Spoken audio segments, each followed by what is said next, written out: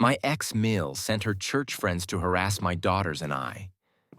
I have now exposed her family to her church community, and she's getting shamed and shunned at church. My 46F daughters, 17 and 15, have a strained relationship with my ex-husband's parents, 78M and 80F. My ex passed away in an accident last year, and we've had some major family drama since due his cheating and him leaving 2 boys born with his affair partner orphaned. She also died.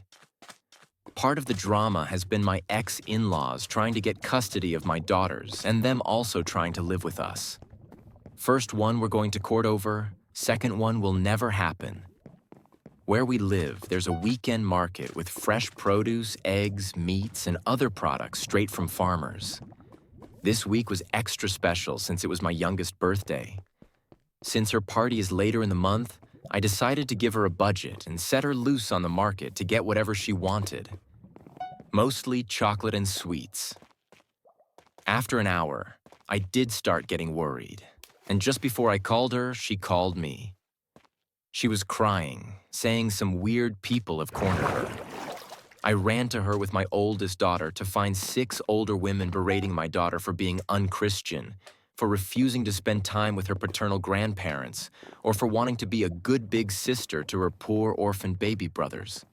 My daughters are the ones that found out about my ex cheating and the babies, so they aren't fond of the kids. It's trauma, and they are working with a therapist. I got between the group and my daughter, telling my eldest to go pay the stuff her sister had and to go to the car.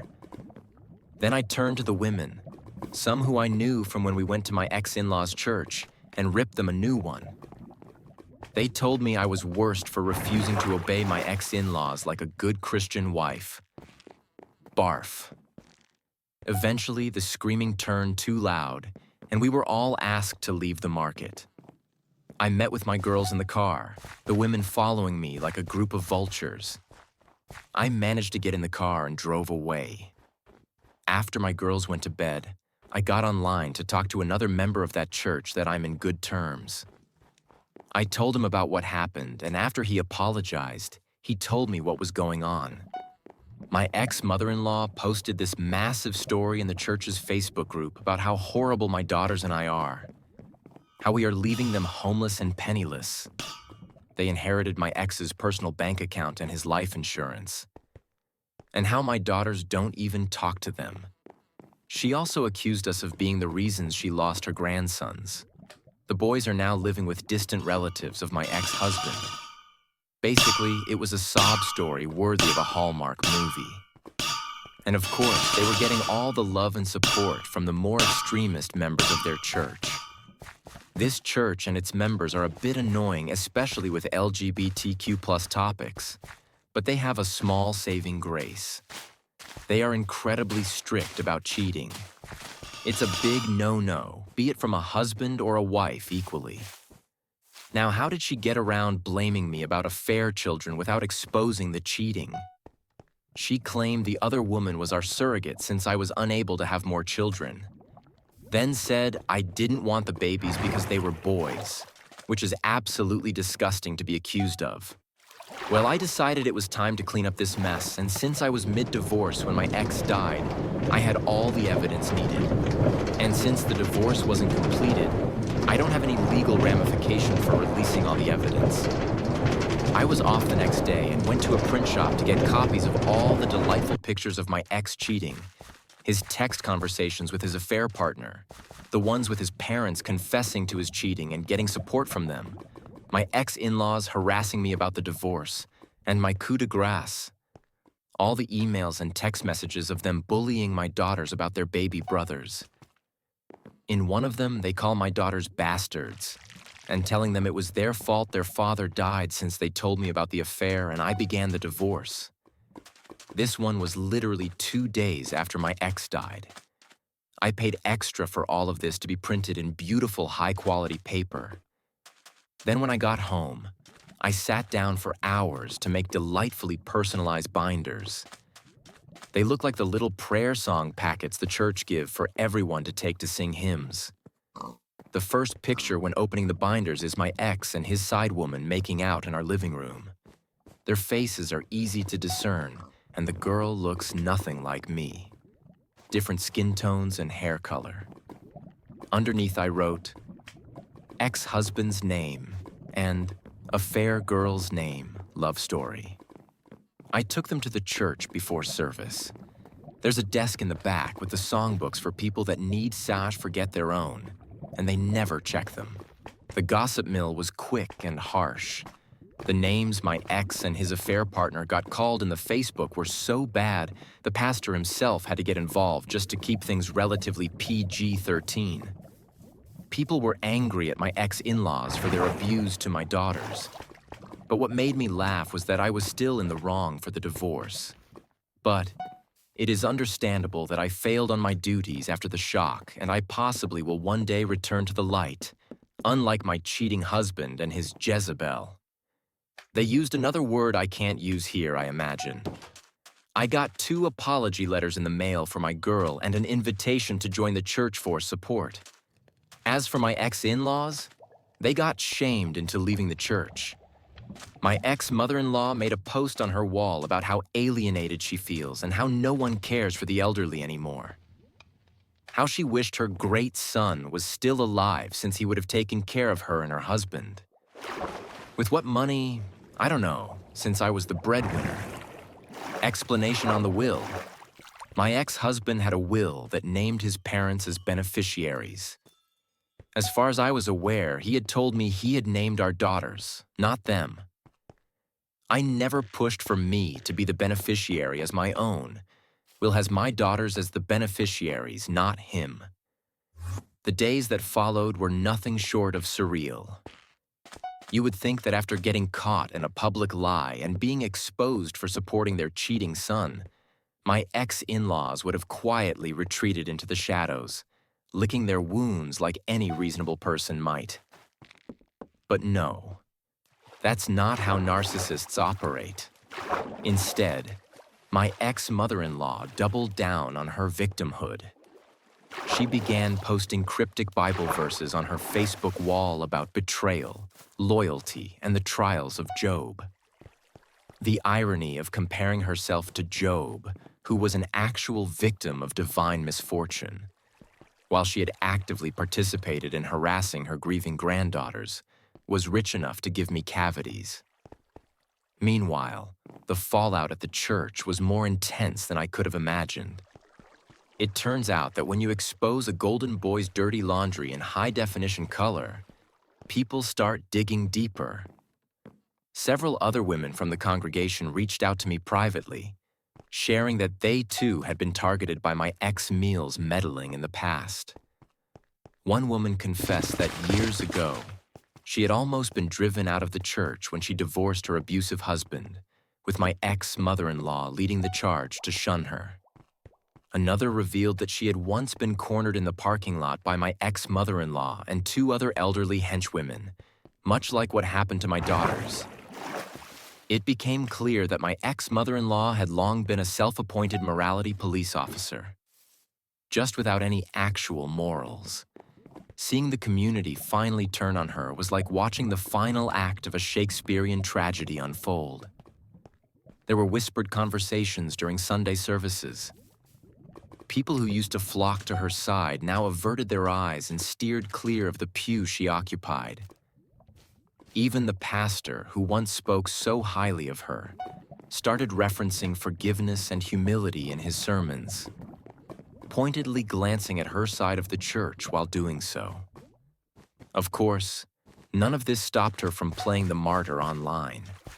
She crafted dramatic posts about being a lonely widow, abandoned by her ungrateful grandchildren, forgotten by the church she had served faithfully for decades. She tagged every single member of the congregation she could find on Facebook, practically begging for attention. What she didn't know, or maybe refused to believe, was that by now screenshots of her earlier harassment, combined with my evidence binders, had made their way into several church group chats. Her version of events was no longer the only narrative. Meanwhile, my daughters were trying to heal. After the market incident, my youngest became much more hesitant about going places alone.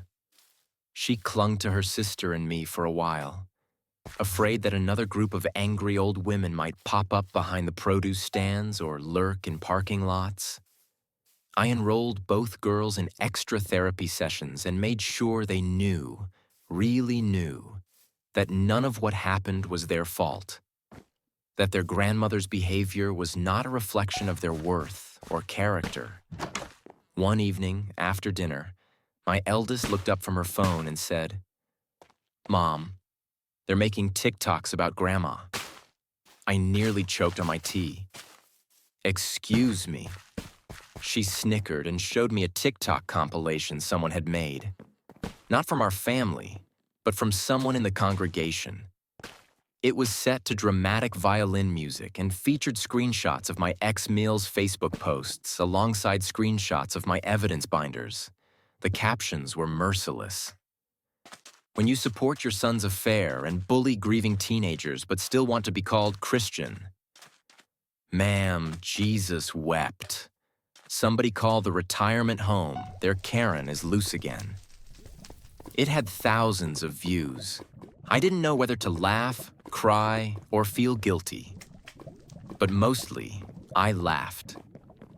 Another small but significant consequence of all this drama was that my ex-in-laws were now persona non grata, not just at their church, but in the broader community. The farmers' market, where the ambush took place, banned them indefinitely after hearing what happened. Several vendors and local parents who heard the story vowed to report any harassment they witnessed from them. They lost their primary social outlet. The isolation began to weigh heavily on them. One day, I received a package at my doorstep. No return address, but the handwriting was unmistakable. It was a letter from my ex-mother-in-law, rambling on for 3 pages about forgiveness, the importance of family, and how blood should be thicker than water.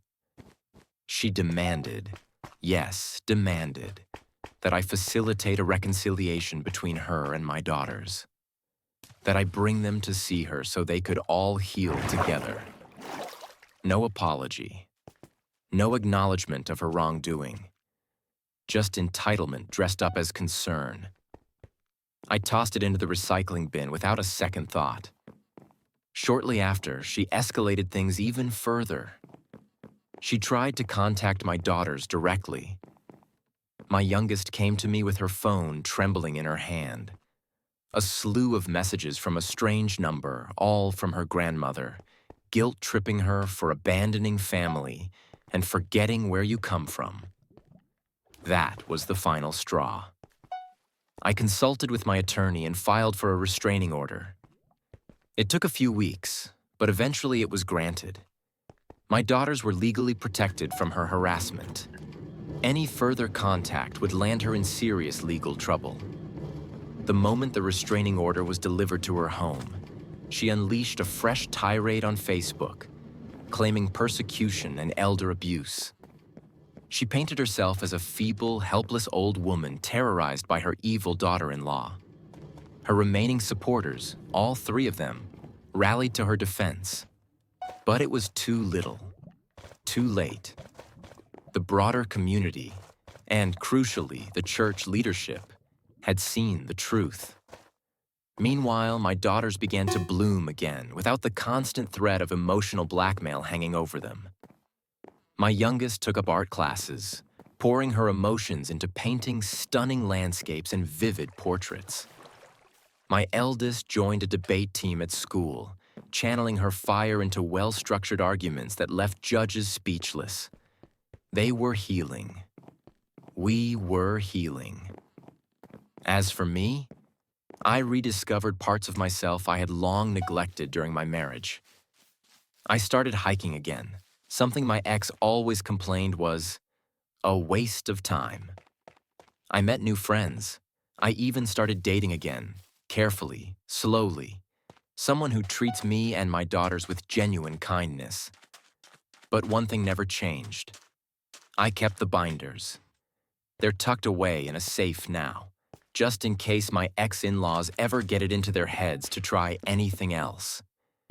Evidence is powerful, and having it close by gives me a sense of security, a reminder that no matter how much they lie, twist, and manipulate, the truth stands firm. The world isn't perfect. Healing isn't linear. But for the first time in a long time, our little family is free. And I will never, ever let anyone take that away from us again. If you think family loyalty should never be weaponized, hit that like button. And if you want to hear more insane true stories, make sure you subscribe and turn on the bell so you don't miss the next one.